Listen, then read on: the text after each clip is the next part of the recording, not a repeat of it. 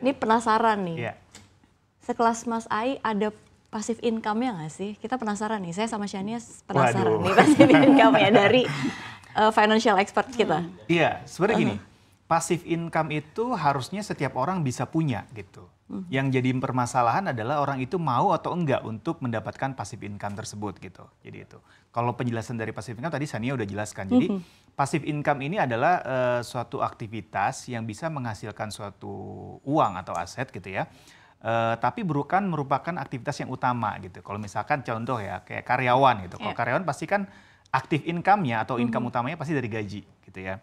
Atau kalau dia berwirausaha gitu ya, jadi pengusaha lah gitu ya, pasti kan dari hasil usahanya.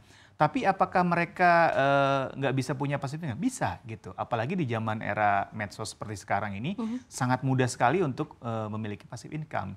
Tinggal kita mau atau enggak gitu. Kayak contoh misalkan, aku gitu ya, karyawan di CNBC gitu ya, Financial Express CNBC. Bisa nggak dapat ini? Bisa. Misalkan apa? Memonetisasi medsosku misalkan untuk bikin kelas-kelas soal keuangan gitu kan, itu kan contohnya kan. Jadi pembicara-pembicara di event-event soal keuangan itu juga kan merupakan passive income karena memang tidak selalu ada tapi bisa ada gitu. Tinggal bagaimana kita mencari gitu ya opportunity yang ada gitu. Disesuaikan dengan biasanya adalah kapabilitas atau kompetensi kita. Jadi sebenarnya setiap orang pasti bisa. Kayak Safira bakatnya MC misalkan ya bisa jadi passive income gitu. Shania pun seperti itu. Jadi memang tinggal bagaimana orang itu mau atau enggak untuk mencari dan menggali potensi diri yang ada gitu. Baik. Baik, tapi belum terjawab nih Safira. Kalau Mas Ai sendiri apa passive income-nya? Ini rahasia dapur kali Shania ya. Ya kalau aku paling jadi pembicara-pembicara sih. Pembicara, jadi pembicara atau ngajar gitu, ngajar.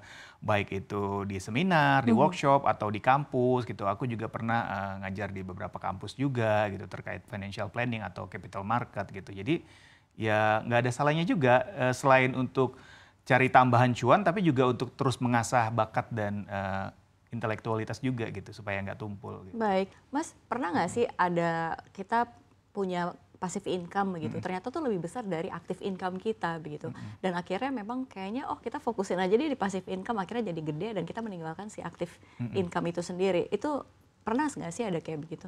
Mungkin saja, mungkin aja terjadi. Kayak misalkan gini, kayak tadi kita ambil contoh ada seorang karyawan kerja kantoran gitu. Ternyata dia punya bakat, misalkan nge-MC gitu ya.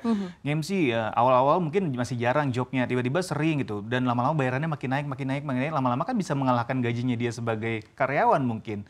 Kalau udah seperti itu juga banyak juga akhirnya yang beralih profesi atau banding setir akhirnya jadi MC aja gitu kan. Dan itu sudah banyak contoh-contohnya yang mungkin kalau paling gampang adalah artis-artis lah ya gitu. Kebanyakan kan mereka juga awal juga bukan artis gitu. Ada yang kerja kantoran gitu ya. Ada yang mungkin dulunya mahasiswa, ada yang mungkin dulunya biasa aja profesinya. Bahkan ada yang istilah pengamen segala macam. Tapi ketika dia sudah menemukan jalurnya gitu ya di passive income itu bukan gak mungkin itu bisa jadi income mereka yang utama gitu ya atau active income kalau memang diseriusin gitu. Jadi makanya kalau kita memilih apa istilahnya pekerjaan atau mungkin sesuatu yang bisa dijadikan passive income itu kalau bisa memang pertama yang memang sesuai dengan bakat kita gitu ya atau potensi diri kita. Yang kedua passion kita gitu. Kalau kita menjalani dengan passion itu nggak akan jadi berat gitu. Tapi kalau cuman ikut-ikutan tren gitu ya kayak misalkan sekarang lagi viral apa medsos gitu, Instagram, TikTok, gue pengen main TikTok biar jadi influencer gitu. Tapi kitanya sebenarnya nggak bakat atau nggak punya passion ke arah situ, itu pasti akan susah. Nggak konsisten gitu. tuh juga nggak penting konsisten, ya. Betul. Jadi memang harus sesuaikan dengan bakat dan minat. Tapi kita juga harus pinter-pinter melihat peluang gitu. Apa peluang yang memang lagi bagus ke depan nih gitu. Baik. Oke, berarti passive income ini sebetulnya juga sangat relate dengan hobi begitu ya. Jadi kalau misalnya kita hobi, kita passionate, dan itu mungkin bisa menjadi salah satu passive income kita begitu ya Mas Ai ya. Iya, hobi itu bisa jadi salah satu kunci untuk mendapatkan passive income gitu. Kadang-kadang orang nggak sadar gitu. Kayak misalkan ada orang yang hobi ngumpulin kayak tas-tas mewah gitu ya. Itu bisa jadi passive income kalau memang dia tahu gitu. Siapa sih pasarnya nih tas-tas ini gitu kan. Kalau misalkan dia tahu terus di mana dia bisa dapetin, dia tahu harganya segala macam. Itu bisa jadi passive income kalau memang dia hobi ke arah situ. Atau mungkin itu tadi ya, ada orang hobinya ngomong gitu ya, jadi akhirnya dia bisa passive income jadi MC lah atau presenter atau mungkin moderator kayak gitu kan. Itu sekarang sangat banyak sekali peluang ke arah sana terbuka gitu ya. Atau dia emang jago jualan gitu ya. Bisa aja dia jadi influencer kan, kayak di medsos banyak sekali gitu kan influencer, dari mulai influencer kosmetik, influencer bahkan saham dan lain sebagainya, tergantung mana minat dan bakatnya dia gitu ke arah mana. Tapi memang sangat terbuka luas, passive income itu berawal dari hobi. Baik, tapi Mas kalau misalkan perbedaan yang paling kelihatan begitu, perbedaan antara aktif income dan juga passive income itu apa? Ada yang bisa dibedakan nggak antara kedua hal itu? Nah, ini pertanyaan bagus. Jadi kalau active income itu adalah pendapatan atau penghasilan yang memang rutin kita dapatkan gitu ya. Jadi karena memang itu sebagai pekerjaan utama kita gitu ya. Baik itu karyawan maupun itu dia wirausaha, itu memang penghasilan utamanya dari situ atau pekerjaan utamanya dari situ. Makanya itu disebutnya penghasilannya active income gitu. Tapi kalau passive income ini biasanya memang sering disebut anak-anak sekarang istilahnya side hustle. Jadi memang activity yang mungkin tidak rutin tapi bisa menghasilkan gitu. Tapi bisa juga jadi rutin kalau memang dia serius atau suka gitu ya. Nah, tapi umumnya passive income ini adalah sesuatu aktivitas yang memang dilakukan tidak secara rutin tapi bisa menghasilkan aset gitu atau uang gitu ya. Nah, itu disebut passive income. Sebenarnya ada satu lagi income yang juga bisa kita dapatkan, namanya portfolio income. Jadi banyak orang salah kaprah gitu ya. Kalau misalkan tadi kayak Sania kasih contoh gitu ya. Kalau kita punya rumah disewakan gitu ya. Itu sebenarnya kalau menurutku bukan passive income, tapi portfolio income. Nah, rumah jadi ya itu ya? Iya, Rumah income disewakan. itu kan ada 3. Jadi kalau dari sisi keuangan ya, ada active income, ada passive income, ada portfolio income. Nah, portfolio income ini adalah income yang kita dapatkan dari return aset yang kita kelola. Asetnya bisa macam-macam tadi, ada reksadana ya, ada saham, kalau di sektor real ada misalkan emas gitu ya, ada properti. Itu sebenarnya portfolio income. Jadi income yang kita hasilkan dari kelolaan portofolio yang kita punya gitu ya. Beda dengan passive income. Kalau passive income itu dia memang harus ada activity-nya gitu. Activity yang bisa menghasilkan, baik itu dari bakatnya dia atau dari pekerjaan sampingannya dia, atau mungkin kalau yang wirausaha nih, misalkan Sania punya usaha makanan ayam geprek misalkan kayak tadi gitu ya. Nah, gimana caranya dari income utamanya itu bisa dapat passive income? Dia franchise-kan. Ayam gepreknya di-franchise-kan kayak salah satu artis itu. Nah, itu franchise-nya itu menghasilkan passive income. Gitu. Income utamanya dari outlet yang dia punya gitu. Jadi itu yang membedakan. Nah, kalau misalkan karyawan passive income apa? Ya banyak ya, tergantung minat dan juga bakatnya dia gitu. Ada yang kalau sekarang kan zaman sekarang paling gampang emang yang berhubungan dengan medsos ya. Jualan kek di medsos gitu kan. Misalkan mau jualan baju kek, jualan parfum atau jualan tas, sepatu dan lain sebagainya, itu bisa jadi passive income. Nanti income-income yang didapat dari active income dan passive income ini baiknya dikelola lagi menjadi portofolio. Nah, portofolio inilah akhirnya jadi income baru namanya portofolio income. Nah, 3 income ini sebenarnya yang wajib kita punya kalau kita mau mencapai financial freedom.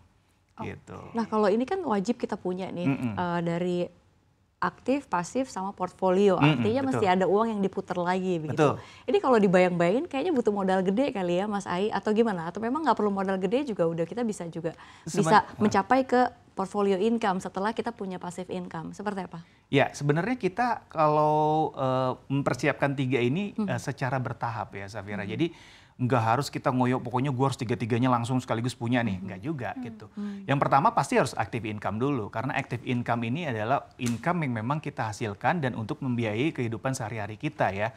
Buat makan, buat transportasi, komunikasi, tempat tinggal dan lain sebagainya. Umumnya memang dibayarkan atau dispendingkan dari active income gitu. Nah, passive income ini adalah untuk membiayai biasanya kebutuhan-kebutuhan yang sifatnya besar gitu. Misalkan Safira dalam 5 tahun pengen punya rumah. Oke, kita cari penghasilan tambahan yuk. Dari passive income kita kumpulin nanti untuk beli rumah misalkan gitu. Lalu portfolio income gimana? Portfolio income umumnya dialokasikan oleh setiap orang itu untuk persiapan hari tua. Gitu. Karena kenapa?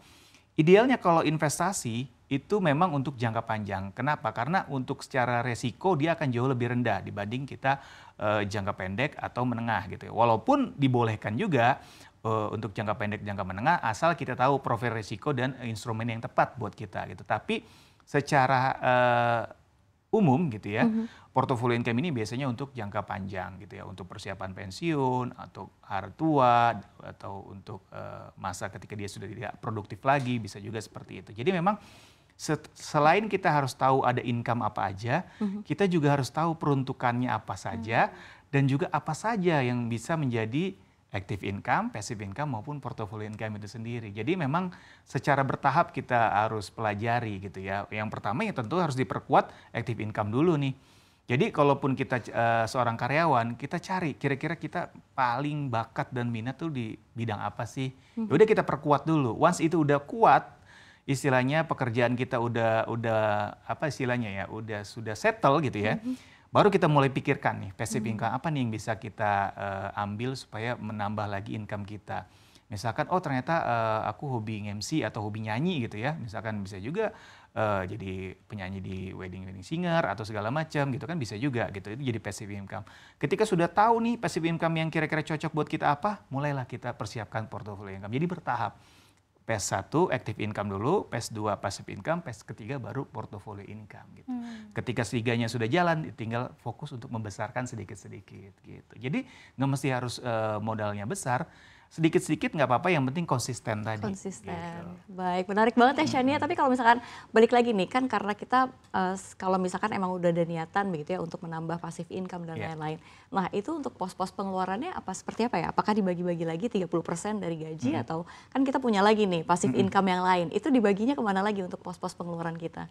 Untuk sehari-harinya ya? Ya, biasanya kalau untuk pengeluaran sehari-hari yang sifatnya rutin gitu ya, daily, itu biasanya di cover oleh active income. Misalkan kalau karyawan dari gaji gitu ya, misalkan kayak saya gitu karyawan, ya saya biasanya membiayai kehidupan sehari-harinya dari gaji gitu ya. Dari mulai makannya, transportasi, komunikasi. Dari aktif ya? Iya, active income, atau kalau ada sewa tempat tinggal gitu ya, listrik, air, telepon dan segala macam itu dari active income. Nah, memang kalau misalkan itu dirasa belum cukup, pilihannya dua.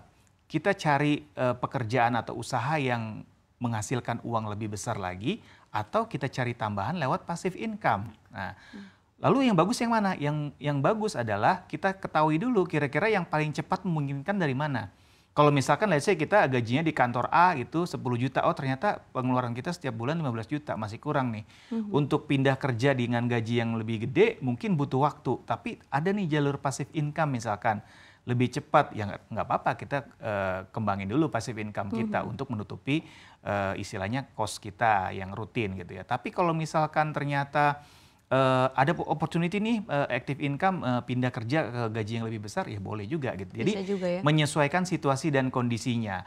Nah, alokasinya memang biasanya active income ini adalah untuk daily routine spending gitu ya. Nah, sementara passive income ini adalah untuk tujuan keuangan yang biasanya lebih besar gitu ya.